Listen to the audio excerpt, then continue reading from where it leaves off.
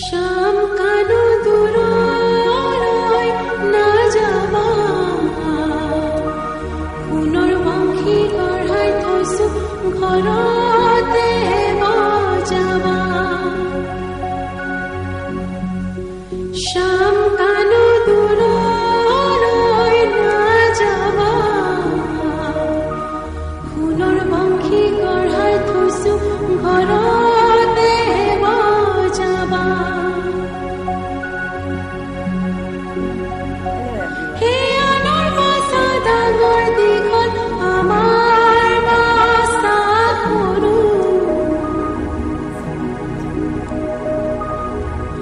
পঞ্চত বয়সত তুমি চৰা